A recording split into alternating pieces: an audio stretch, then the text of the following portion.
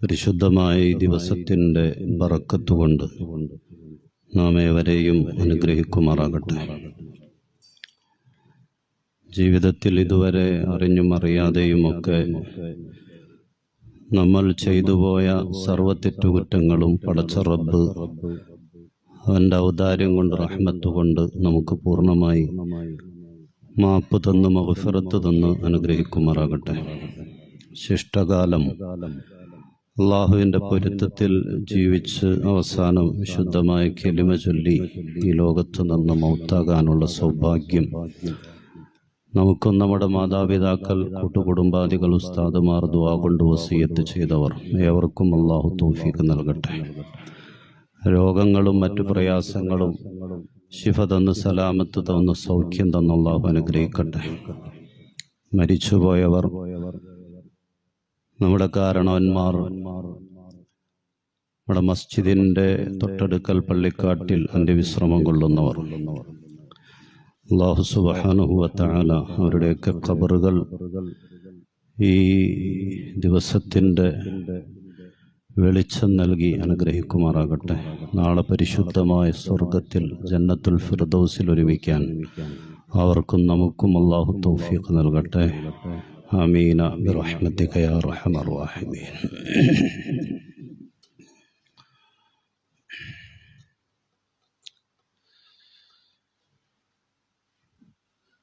നമ്മെ സംബന്ധിച്ചിടത്തോളം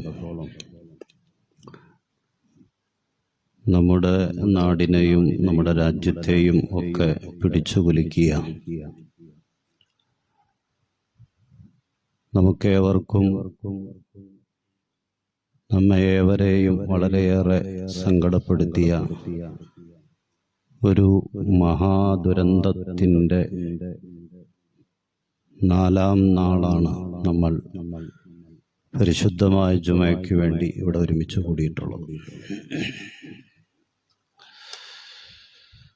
അടുത്ത കാലത്തൊന്നും നമ്മുടെ രാജ്യം അല്ലെങ്കിൽ നമ്മുടെ നാട് കാണാത്ത മഹാദുരന്തത്തിനാണ് നമ്മൾ സാക്ഷിയായിട്ടുള്ളത്.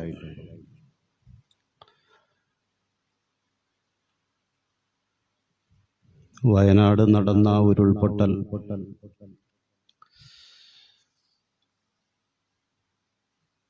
ആ രാജ്യത്തെ എന്നല്ല, ആ നാടിനെ, നമ്മുടെ പ്രദേശങ്ങളെ ഒക്കെ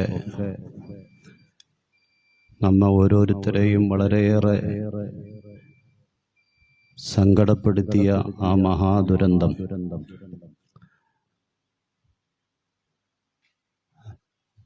ആ പ്രദേശങ്ങളിൽ നാശം വിതച്ചപ്പോൾ ഇതുവരെ 300ന്റെ മുകളിലാണ് മരണമെത്തിയിട്ടുള്ളത്. 200ന്റെ മുകളിൽ ആളുകളെ ഇനിയും കണ്ടെത്താനുണ്ട് എന്നാണ് കണക്കുകൾ പറയുന്നത്.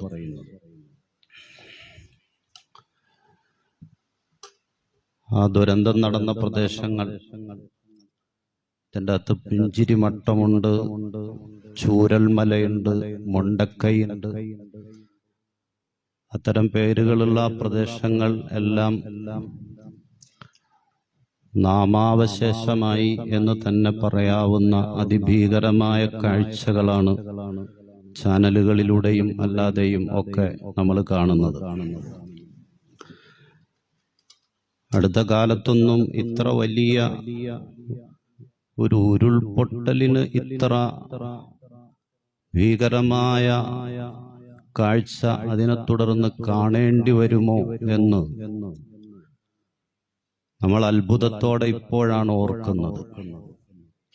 ചില വീടുകളും ചില പ്രദേശങ്ങളും ഒക്കെ ഒലിച്ചു പോവുക എന്നുള്ളത് സ്വാഭാവികമാണ്. അതിനപ്പുറം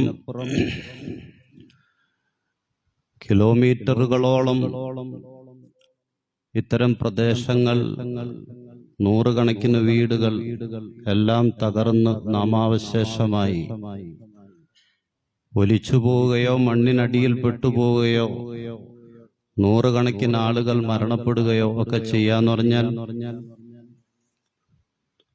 നൂറുകണക്കിന് ആളുകൾ പരിക്കേറ്റ് ആശുപത്രിയിലാണ്. അഭയാർത്ഥി ക്യാമ്പുകളിൽ 10,000 ആളുകളാണ് ഇതുവരെ എത്തിച്ചേർന്നിട്ടുള്ളത്. അഭയാർത്ഥി ക്യാമ്പുകളിൽ 10,000 ആളുകൾ. മലകളിൽ നിന്ന് ഉരുൾപൊട്ടലിനോടൊപ്പം വെള്ളത്തിനോടൊപ്പം ഒഴുകി വന്ന വലിയ വലിയ പാറക്കല്ലുകൾ, വലിയ ആനയുടെ വലുപ്പം വരുന്ന, അതിനേക്കാളും വലുപ്പം വരുന്ന പാറക്കല്ലുകൾ 8 കിലോമീറ്ററിനപ്പുറമാണ് ഒഴുകിയെത്തിയിട്ടുള്ളത്. മീറ്ററുകളോ 1-2 കിലോമീറ്റർ ഒന്നുമല്ല. വലിയ വലിയ പാറക്കല്ലുകൾ 8 കിലോമീറ്ററിനപ്പുറം എന്ന് പറഞ്ഞാൽ എത്ര ഭീകരമായിരുന്നു. പുഞ്ചിരിമട്ടത്തിന്റെ മുകൾ ഭാഗത്ത് മലയിലാണ് അതിന്റെ ഉത്ഭവം. അവിടെ നിന്ന് മണ്ണും കല്ലും പാറക്കല്ലുകളും മരങ്ങളും വെള്ളവും എല്ലാം താഴേക്ക് അതിശക്തമായിട്ട് ഒഴുകി വന്നപ്പോൾ ആ പ്രദേശത്തുണ്ടായിരുന്ന വീടുകളെല്ലാം ഒലിച്ചുപോയി. തൊട്ട് താഴെയുള്ള പുഞ്ചിരിമട്ടം എന്ന പ്രദേശത്ത് ഇനിയും 41 ആളുകളെ കണ്ടെത്താനുണ്ട് എന്നാണ്. തൊട്ട് താഴെയുള്ള ആദ്യത്തെ പോയിന്റ് അതാണ്. 41 ആളുകളെ ഇനിയും കണ്ടെത്താനുണ്ട്.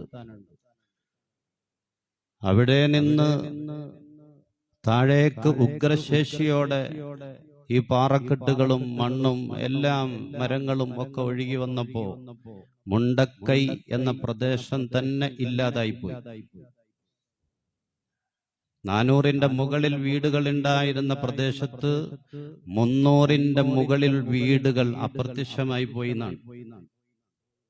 നമ്മളൊന്ന് ആലോചിച്ച് നോക്കുക, എത്ര ഭീകരമായിരുന്നു അത്. 300-ന്റെ മുകളിൽ വീടുകൾ ആ ഭാഗത്തില്ല. കോൺക്രീറ്റ് വീടുകളടക്കം ഒലിച്ചു പോവുകയോ മണ്ണിനടിയിലാകുകയോ ചെയ്തിട്ടുണ്ട്. അതിലുണ്ടായിരുന്ന ആളുകളെല്ലാം ഭൂരിഭാഗവും മരണപ്പെട്ടവരാണ്. ഇപ്പോഴും കണ്ടെത്താൻ പറ്റാതെ എവിടെയോ മണ്ണിനടിയിൽ പെട്ടുകിടക്കുന്നവരാണ്. അതിന് താഴെയുള്ള ചൂരൽമല എന്ന പ്രദേശം, അവിടെയും 100 കണക്കിന് വീടുകളാണ് മണ്ണിനടിയിലായത് അല്ലെങ്കിൽ ഒലിച്ചുപോയത്. 100 കണക്കിന് ആളുകളെയാണ് കാണാനുള്ളത്. മറുഭാഗവുമായിട്ട് ബന്ധിപ്പിക്കുന്ന പാലം ഒലിച്ചുപോയി. ആ പാലം നിന്ന ഭാഗം ശൂന്യമാണ്. ഇവിടെ അങ്ങനെ ഒരു പാലം ഉണ്ടെന്ന് പോലും നമുക്കറിയില്ല. വലിയ വലിയ കോൺക്രീറ്റ് വീടുകൾ ഉണ്ടായിരുന്ന ഭാഗങ്ങൾ ശൂന്യമാണ്. അതെല്ലാം തകർത്തെറിഞ്ഞുകൊണ്ടാണ് പോയത്. ആദ്യം ഉരുൾപൊട്ടലുണ്ടായപ്പോൾ രക്ഷപ്പെടാൻ വേണ്ടി കോൺക്രീറ്റ് ബിൽഡിങ്ങുകളുടെ മുകളിൽ കയറി നിന്ന ആളുകൾ രണ്ടാമത് ഉരുൾപൊട്ടി വന്നപ്പോൾ ആ കോൺക്രീറ്റ് വീടുകളടക്കം ഒലിച്ചുപോയി. അവരും അതിൽ പെട്ടുപോവുകയാണ് ചെയ്തത്. എന്ത് ഭീകരമായിരുന്നു അവസ്ഥ. 8 കിലോമീറ്റർ അപ്പുറയാണ് വലിയ വലിയ പാറക്കല്ലുകൾ ഒഴുകി വന്നത്. സാറ്റലൈറ്റ് ദൃശ്യങ്ങളിലൂടെയാണ് അത് മനസ്സിലായിട്ടുള്ളത്. 8 കിലോമീറ്റർ അപ്പുറെ ഒഴുകിയെത്തിയിരിക്കുന്നു വലിയ വലിയ പാറക്കല്ലുകൾ.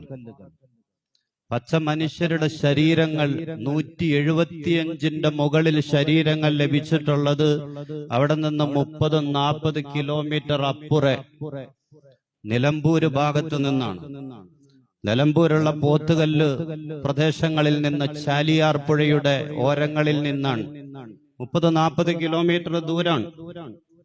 റോഡ് മാർഗം നമ്മൾ സഞ്ചരിക്കുകയാണെങ്കിൽ ചുരുങ്ങിയത് 3 മണിക്കൂർ യാത്ര വേണം എന്നാണ് ഗൂഗിൾ മാപ്പ് നമ്മളോട് പറയുന്നത്. ഈ ശരീരങ്ങൾ കിട്ടിയ ഭാഗത്ത് നിന്ന് റോഡ് മാർഗം സംഭവം ഉണ്ടായ ഭാഗത്തെത്തണമെങ്കിൽ 3 മണിക്കൂർ, അത് 4-5 മണിക്കൂർ ചിലപ്പോൾ ആയേക്കും. ഇത്ര കിലോമീറ്ററുകൾ ഒഴുകി വന്നു എന്ന് പറഞ്ഞാൽ നമ്മുടെ നാട്ടിലെ പുഴ പോലെയല്ല. ഹൈറേഞ്ചിലെ പുഴകൾ നമുക്കറിയാം. പാറക്കല്ലുകളും മൂർച്ചയേറിയ പാറക്കെട്ടുകളും ചെങ്കുത്തായ വെള്ളച്ചാട്ടങ്ങളും ഒക്കെയുള്ള പ്രദേശമാണ്. അങ്ങനെയുള്ള പുഴകളാണ് ഹൈറേഞ്ചിലുള്ളത് എന്ന് നമുക്കറിയാം. സൂചിപ്പാറ വാട്ടർഫാൾ, വെള്ളച്ചാട്ടം, അതെല്ലാം കടന്നാണ്, അതിലൂടെയെല്ലാം ഒഴുകിയാണ് ഈ 175ന്റെ മുകളിൽ ശരീരങ്ങൾ ചാലിയാർ പുഴയുടെ തീരത്ത് അണഞ്ഞത്. ഇനിയും എത്രയോ ആളുകൾ, ഇനി എത്ര ആളുകളെയാണ് ലഭിക്കാനുള്ളത്? ഇത്ര ദൂരം ഈ പുഴയിലൂടെ, മൂർച്ചേറിയ പാറക്കെട്ടുകളിലൂടെ, വെള്ളച്ചാട്ടത്തിലൂടെ ഒഴുകി വന്നപ്പോ പല ശരീരങ്ങളും വികൃതമാണ്, തിരിച്ചറിയാൻ പറ്റാത്ത അവസ്ഥയാണ്. കൈകാലുകൾ വേർപെട്ട്, തല വേർപെട്ട്. ചെന്നൈയിൽ നിന്ന് വന്ന ഒരു സഹോദരൻ പറഞ്ഞത്, എന്റെ വീട്ടിൽ എന്റെ അച്ഛനുണ്ടായിരുന്നു, അമ്മ ഉണ്ടായിരുന്നു, എന്റെ അച്ഛമ്മ ഉണ്ടായിരുന്നു, എന്റെ അനുജന്മാരുണ്ടായിരുന്നു. എന്റെ ഒരനുജന്റെ വിവാഹം കഴിഞ്ഞിട്ട് 2 മാസമേ ഉള്ളൂ. ആ അനുജത്തി ഉണ്ടായിരുന്നു, ആ പെൺകുട്ടി ഉണ്ടായിരുന്നു, എന്റെ മൂത്ത ചേച്ചി ഉണ്ടായിരുന്നു, അളിയനുണ്ടായിരുന്നു. അച്ഛന്റെയും അമ്മയുടെയും ഒരനുജന്റെയും ശരീരം, ബോഡി മാത്രമേ കിട്ടിയിട്ടുള്ളൂ. 3 പേരുടെ ബോഡിയെ കിട്ടിയിട്ടുള്ളൂ. എന്റെ ചേച്ചിയുടെ ബോഡി കിട്ടി, പക്ഷേ കാലും കഴുത്തും മാത്രമേ ഉള്ളൂ, തലയില്ല. ശരീരത്തിന്റെ മറ്റു ഭാഗങ്ങളും പലതും ഇല്ല.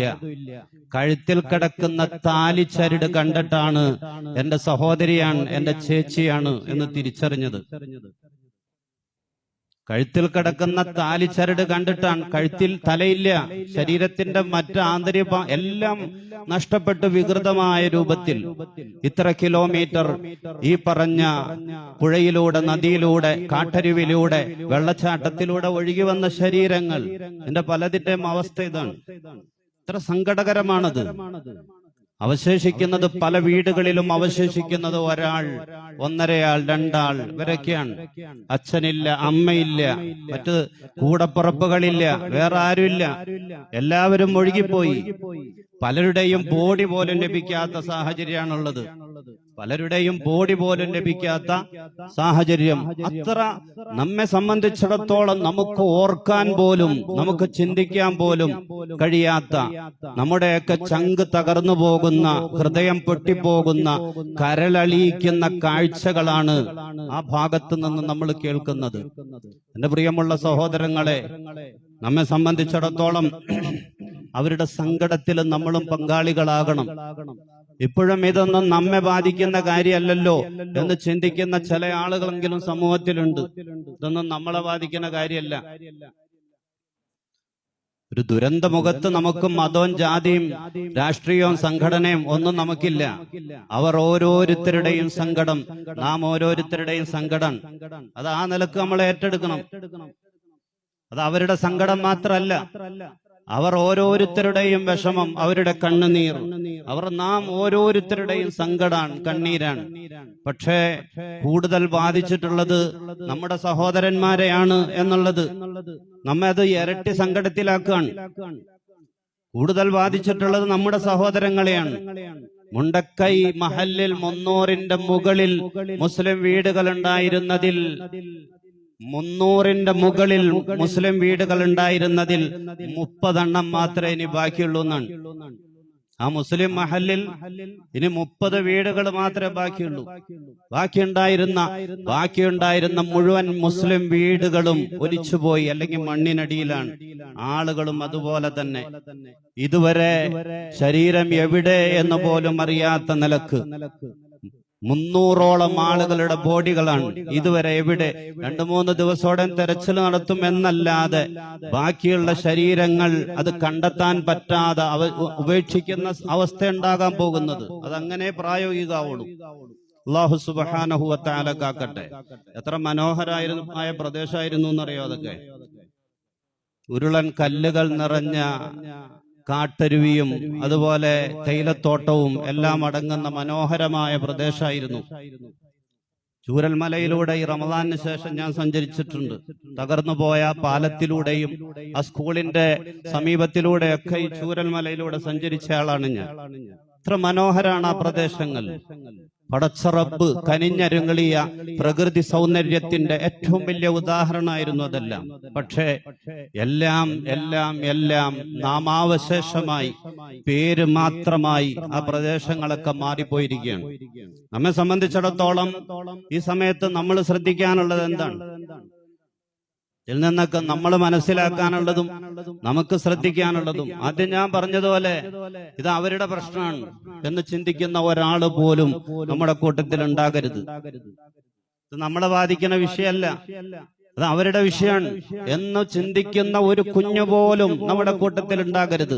ഞാൻ പറഞ്ഞല്ലോ, മതവും ജാതിയും രാഷ്ട്രീയവും സംഘടനയും ദുരന്തമുഖത്ത് ഇതൊന്നും ആരും എടുത്തു പറഞ്ഞേക്കരുത്. ഈ ദുരന്തത്തിൽ എന്നല്ല, ഏത് ദുരന്തത്തിലും അങ്ങനെയാകണം. മുസ്ലിം അങ്ങനെയാകണം. ഏത് ദുരന്തത്തിലും മരിച്ചയാളുടെ ജാതിയും മതവും സംഘടനയും രാഷ്ട്രീയം നോക്കിയിട്ട് അല്ല നമ്മൾ സങ്കടപ്പെടേണ്ടത്. ദുരന്തം ആർക്കുണ്ടായാലും അത് മനുഷ്യരുടെ സങ്കടമാണ്. ആ സങ്കടത്തിൽ നമ്മളും പങ്കാളികളാകണം. പ്രത്യേകിച്ച് നമ്മുടെ സഹോദരന്മാരുണ്ടാകുമ്പോ ആ സങ്കടം ഇരട്ടിയാകണം, അല്ലെങ്കിൽ ഇരട്ടിയാകും. അത് സ്വാഭാവികമാണ് എന്ന് മാത്രം. രണ്ടാമതായി അവർക്ക് വേണ്ടി നമ്മൾ ദുആ ചെയ്യുക. അല്ലാഹു സുബ്ഹാനഹു വ തആല മരണപ്പെട്ടു പോയ നമ്മുടെ സഹോദരങ്ങൾ മഗ്ഫിറത്ത് നൽകട്ടെ, മർഹമത്ത് നൽകട്ടെ. നാളെ ഷഹീദീങ്ങളുടെ കൂട്ടത്തിൽ, ശുഹദാക്കളുടെ കൂട്ടത്തിൽ അല്ലാഹു ആഖിറത്തിൽ യാത്രയാക്കട്ടെ. ഒപ്പം അവശേഷിക്കുന്ന ആളുകൾ, രോഗികൾ, പരിക്കേറ്റ് കഴിയുന്ന ആളുകൾ, മരണപ്പെട്ടവരുടെയും അല്ലാത്തവരുടെയും ബാക്കി നിൽക്കുന്ന, അല്ലെങ്കിൽ ആ ദുരന്തത്തിന്റെ ബാക്കി പത്രങ്ങളായിട്ട് നിൽക്കുന്ന ആളുകൾ അല്ലാഹു സുബ്ഹാനഹു വ തആല പൂർണ്ണമായ ശിഫ പ്രദാനിക്കട്ടെ, പൂർണ്ണമായ സലാമത്ത് കൊടുക്കട്ടെ, പൂർണ്ണമായ ആഫിയത്ത് കൊടുക്കട്ടെ. എത്രയും പെട്ടെന്ന് സാധാരണ ജീവിതത്തിലേക്ക് മടങ്ങാനുള്ള എല്ലാ വഴികളും അല്ലാഹു സുബ്ഹാനഹു വ തആല തുറന്നുകൊടുത്ത് അനുഗ്രഹിക്കട്ടെ. നമ്മുടെ പ്രാർത്ഥനകളിൽ, നമ്മുടെ ദുആകളിൽ എപ്പോഴും ഇവർ ഉണ്ടാകണം എന്ന് പ്രത്യേകം, നമ്മുടെ ബാധ്യതയാണ്. നമ്മുടെ ബാധ്യതയാണ്. ഏത് സമുദായമാകട്ടെ, ആരും ആകട്ടെ, അത് നമ്മുടെ ബാധ്യതയാണ് എന്ന് നമ്മൾ തിരിച്ചറിയണം എന്ന് പ്രത്യേകം ഉണർത്തുകയാണ്. അതോടൊപ്പം രണ്ടാമത് നമ്മൾ ശ്രദ്ധിക്കാനുള്ളത്, അവിടെ ബാക്കി വന്ന ആളുകൾ, മരിച്ചുപോയ ആളുകൾ, അവർ രക്ഷപ്പെട്ടവരാണ്. മരിച്ചുപോയ ആളുകൾ, കാരണം ഇത്തരം ദുരന്തങ്ങളിൽ മരണപ്പെടുന്നവർ ശുഹദാക്കളാണ് എന്ന് റസൂലുള്ളാഹി സ്വല്ലല്ലാഹു അലൈഹി വസല്ലം. നാളെ ആഖിറത്തിൽ രക്തസാക്ഷികളായിട്ടാണ് അവരെ യാത്രയാക്കപ്പെടുന്നത്. അതുകൊണ്ട് അവര് രക്ഷപ്പെട്ടവരാണ്. അവരുടെ വിഷയത്തിൽ നമ്മൾ സങ്കടപ്പെടേണ്ടതില്ല, മുഅ്മിനീങ്ങളായ ആളുകൾ. പക്ഷേ അല്ലാത്ത ആളുകൾ, ബാക്കി നിൽക്കുന്ന ആളുകൾ, അവരെല്ലാം നഷ്ടപ്പെട്ടവരാണ്. അവരുടെ നാട് നഷ്ടപ്പെട്ടു, വീട് നഷ്ടപ്പെട്ടു, കുടുംബം നഷ്ടപ്പെട്ടു, കച്ചവടം നഷ്ടപ്പെട്ടു, കൃഷി നഷ്ടപ്പെട്ടു, വരുമാനത്തിന്റെ എല്ലാ വഴികളും നഷ്ടപ്പെട്ടവരാണ്. അവരെ ചേർത്ത് നിർത്താൻ, അവരുടെ വിഷയത്തിൽ കരുതലുണ്ടാകാൻ, നമുക്കെല്ലാവർക്കും അവരെ ചേർത്ത് നിർത്താനും അവരെ സഹായിക്കാനും നമ്മെ കൊണ്ട് ചെയ്യാൻ പറ്റുന്നതിന്റെ പരമാവധി നമ്മൾ ചെയ്തിരിക്കണം. നമ്മെ കൊണ്ട് ചെയ്യാൻ പറ്റുന്നതിന്റെ പരമാവധി അതിനുള്ള സംവിധാനങ്ങൾ നമ്മുടെ മഹല്ലിന്റെ കൈത്താങ് എന്ന നിലക്ക് നമ്മുടെ മഹല്ല് കമ്മിറ്റിയുടെ മേൽനോട്ടത്തിൽ AMYF-ന്റെ ചെറുപ്പക്കാരുടെ നേതൃത്വത്തിൽ അതിനുള്ള പ്രവർത്തനം തുടങ്ങിയിട്ടുണ്ട്. വെളിയിൽ നമ്മൾ കടന്നു വന്നപ്പോൾ നമ്മൾ കണ്ടതാണ്.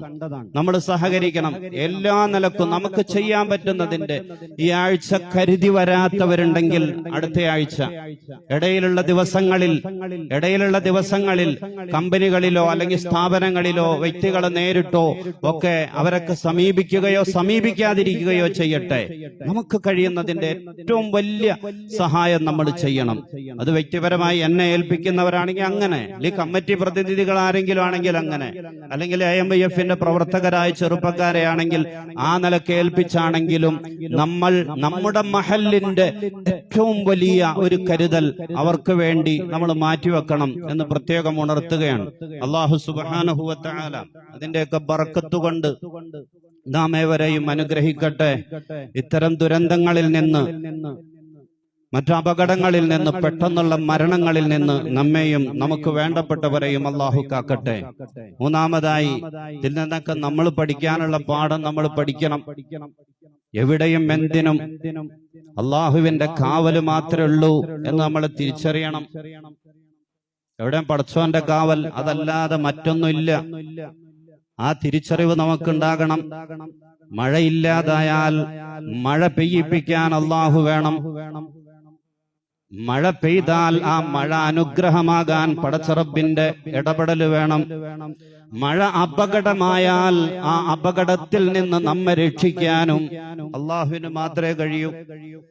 മഴയില്ലാതായാലുള്ള ദുആ, അല്ലാഹുമ്മ ഇന്നി അസ്തഗ്ഫിറുക ഇന്നക കുൻത ഗഫാറാ ഫഅർസിലിസ് സമാഅ അലൈനാ മിദ്റാറാ. അല്ലാഹുവേ, സമൃദ്ധമായി നീ ഞങ്ങൾക്ക് മഴ നൽകണേ അല്ലാഹ്. പടച്ചവനോടാ ചോദിക്കണം, അല്ലാഹുവിനെ അത് കഴിയൂ. മഴയില്ലാത്ത സമയത്ത് മഴ തരാൻ അത് അള്ളാഹുവിനെ കഴിയും. മഴ പെയ്യാണ്, അത് നമുക്ക് അനുഗ്രഹമാകണോ? പടച്ചവനെ കഴിയും. റസൂലിന്റെ രീതി എന്തായിരുന്നു? മഴ പെയ്യുമ്പോ റസൂല് ദുആ ചെയ്യുമായിരുന്നു, അല്ലാഹുമ്മ സ്വയ്യിബൻ നാഫിഅ. അല്ലാഹുവേ, ഈ മഴ ഞങ്ങൾക്ക് ഉപകാരമുള്ള മഴയാക്കണേ അല്ലാ. എപ്പോ മഴ പെയ്താലും അള്ളാന്റെ റസൂലിന്റെ ദുആ അതായിരുന്നു. ഈ മഴ അല്ലാഹുമ്മ സ്വയ്യിബൻ നാഫിഅ, ഈ മഴ ഞങ്ങൾക്ക് ഉപകാരമുള്ള മഴയാക്കണേ അല്ലാ. അപകടമാക്കല്ലേ.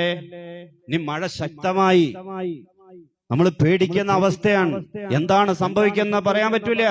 അങ്ങനത്തെ ഒരു അവസ്ഥയിലേക്ക് എത്താണോ? ദുആ ചെയ്യണം, അല്ലാഹുമ്മ ഹവാലൈനാ വലാ അലൈനാ. പടച്ചവനെ, നിന്നോട് മാത്രമേ ചോദിക്കാനുള്ളൂ, വേറെ ആരോടും ചോദിക്കാൻ കഴിയില്ല. ഞങ്ങളുടെ സംവിധാനങ്ങൾ, ഞങ്ങളുടെ ടെക്നോളജി കൊണ്ട് തടുക്കാൻ പറ്റുന്ന കാര്യമല്ല അല്ലാ. അതുകൊണ്ട് അല്ലാഹുമ്മ ഹവാലൈനാ വലാ അലൈനാ, ഞങ്ങൾക്ക് മതി റബ്ബേ. മഴയില്ലാത്ത മറ്റ് പ്രദേശങ്ങളിലേക്ക് നീ മഴ മാറ്റി ചൊരിയണേ അല്ലാ. അതും പടച്ചവൻ അല്ലാ, പടച്ചവന് മാത്രമേ കഴിയൂ. എന്ത് കാര്യത്തിലും മഴ പെയ്യിക്കാൻ അല്ലാഹു വേണം, അത് അനുഗ്രഹമാക്കാൻ അല്ലാഹു വേണം, അപകടമാക്കാതിരിക്കാൻ അല്ലാഹു വേണം. അപകടമാകുമെന്ന് പേടിക്കുന്ന സമയത്ത് അതിൽ നിന്ന് സുരക്ഷിതത്വം തരാനും പടച്ച റബ്ബിന് മാത്രമേ കഴിയൂ. അതുകൊണ്ട് അല്ലാഹുവാണ് രക്ഷ. നമ്മൾ പാനിപ്രക്കാരെ സംബന്ധിച്ചിടത്തോളം നമുക്കിതൊന്നും ബാധകമല്ല, നമ്മൾ സുരക്ഷിതരാണ് എന്നൊന്നും ചിന്തിക്കുകയൊന്നും വേണ്ട. ഇവിടെ വെള്ളപ്പൊക്കം ഉണ്ടാകാം, അവിടെ പുഴയില്ലല്ലോ. അല്ലെങ്കിൽ ഒരു ഉരുൾപൊട്ടലുണ്ടാകാം, അവിടെ മലയില്ലല്ലോ. അങ്ങനെയൊന്നും വിചാരിക്കണ്ട. മഴയ്ക്കൊപ്പം വരുന്ന കാറ്റൊന്ന് ശക്തമായാൽ പിന്നെ പാനിപ്പുറം ഉണ്ടാകൂല, ഒരു നാടും ഉണ്ടാകൂല. ലാത്തൂര് ഭൂകമ്പം ഉണ്ടായി മഹാരാഷ്ട്രയില്. 60 ഗ്രാമങ്ങളാണ് മണ്ണിനടിയിലായി പോയത്. 60 ഗ്രാമങ്ങളാണ് മണ്ണിലടിയിലായി പോയത്. 10,000-കണക്കിന് ആളുകളാണ് മരണപ്പെട്ടത്. ഈ ഭൂമി ചെറുതായിട്ടൊന്ന് കുലുങ്ങിയതാണ്. ലാത്തൂരിൽ നിന്ന് 1700 കിലോമീറ്റർ അപ്പുറേ, ഡൽഹിയിൽ നിന്ന് ഏകദേശം 200 കിലോമീറ്റർ അപ്പുറേ ഉത്തർപ്രദേശിലെ സഹാറംപൂർ ഡിസ്ട്രിക്റ്റിൽ ദൈബന്ദ് എന്ന സ്ഥലത്ത് ദാറുൽ ഉലൂം എന്ന അറബിക് കോളേജിന്റെ ഒരു ഭാഗത്ത് 2ാം നിലയിൽ നിന്ന് ആ സമയത്ത് ഞാനും എന്റെ സുഹൃത്തുക്കളും പേടിച്ച് വെളിയിലേക്ക് ഇറങ്ങി ഓടിയിട്ടുണ്ട്. ആ സമയത്ത് ഞങ്ങൾ റൂമിലിരിക്കുമ്പോ നോക്കുമ്പോ ഓണാക്കാത്ത ഫാൻ നീളത്തിൽ കിടന്ന് ആടുകയാണ്. ആ സമയത്ത് 1700 കിലോമീറ്റർ അപ്പുറയാണ് ഭൂമി ഒന്ന് കുലുങ്ങിയത്. അതിന്റെ ചെറിയൊരു ചലനം, ചെറിയൊരു ഭാഗം 1700 കിലോമീറ്റർ അപ്പുറേ. അള്ളാഹുവിന്റെ കാവലല്ലാതെ, പടച്ചവന്റെ കാവലല്ലാതെ നമ്മുടെ മുന്നിൽ വേറൊന്നുമില്ല. ആ തിരിച്ചറിവ് നമുക്കുണ്ടാകണം. കഴിഞ്ഞ ആഴ്ച യാദൃച്ഛികമായിട്ടാണ് മനുഷ്യനും പ്രകൃതിയും തമ്മിലുള്ള ബന്ധത്തെ പറ്റി നമ്മൾ സംസാരിച്ചത്. മനുഷ്യനും പ്രകൃതിയും തമ്മിലുള്ള ബന്ധം യാദൃച്ഛികമായിട്ടാണ്. നമ്മുടെ പ്രവർത്തികൾ പലപ്പോഴും പ്രകൃതി ശോഭിക്കാൻ കാരണമാകുമെന്നാണ്. അവര് ചെയ്ത തെറ്റൊന്നുമല്ല, ചിലപ്പോ നമ്മളൊക്കെ ചെയ്ത തെറ്റിന്റെ അനന്തരഫലമായി അതിന് ഇരയായ ആളുകളായിരിക്കും അവരൊക്കെ. അതങ്ങനെയാണ്, നമ്മൾ പറഞ്ഞല്ലോ അതിന്റെ കാര്യം. ഇരകളെ സംബന്ധിച്ചിടത്തോളം അവർ ആഖിറത്തിൽ രക്ഷപ്പെട്ടു. ഈമാനുള്ളവർ അവർ ആഖിറത്തിൽ രക്ഷപ്പെട്ടവരാണ്. ശുഹദാക്കളായിട്ടാണ് നാളെ ആഖിറത്തിൽ അള്ളാഹുവിന്റെ മുന്നിലേക്ക് അവരെത്തിച്ചേരുന്നത്. അതുകൊണ്ട് ഇത്തരം ദുരന്തങ്ങൾ ഉണ്ടാകുമ്പോ നാം പാഠം പഠിക്കണം. അള്ളാഹുവിലേക്ക് മടങ്ങാൻ, പടച്ചവനോടുള്ള നന്ദികേടുകളിൽ നിന്ന് പിന്മാറി നിൽക്കാൻ, പടച്ചവനിലേക്ക് തൗബ ചെയ്ത് മടങ്ങാൻ. നമുക്ക് കഴിയണം. അല്ലാഹു സുബ്ഹാനഹു വ തആല നമുക്കതിന് തൗഫീഖ് പ്രദാനിക്കട്ടെ എന്ന് ദുആ ചെയ്യുകയാണ്.